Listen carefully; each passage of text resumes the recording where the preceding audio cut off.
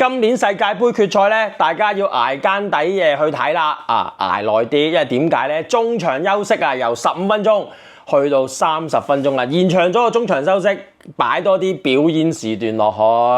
擺咗啲 BTS 跟住麥當娜Justin Bieber 落去唱下歌、表下演等啲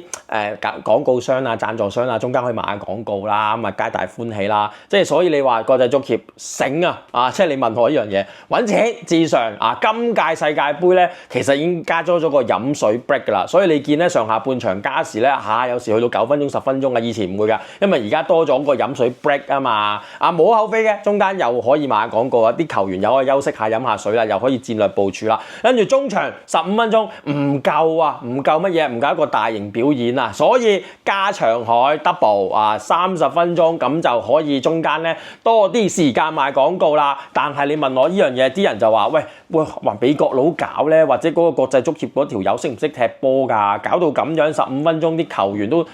熱完身，仲要重新再熱身過啦。咁但係真係冇辦法，針冇兩頭利揾嚟踢波，咁大家都要賺錢㗎嘛，係咪先？你問我啲人就話會唔會過度娛樂化、過度美國化？因為美國人咧搞嗰啲美國佬咧搞嗰啲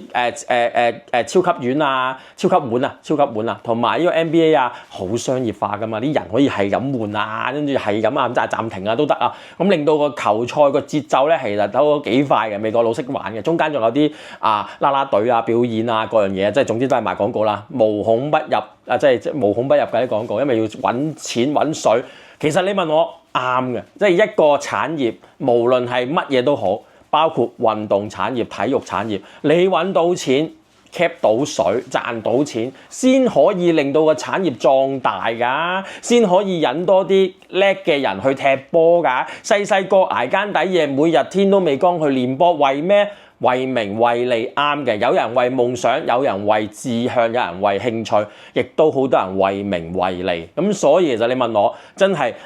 即係國際足協又 cap 到水，跟住啲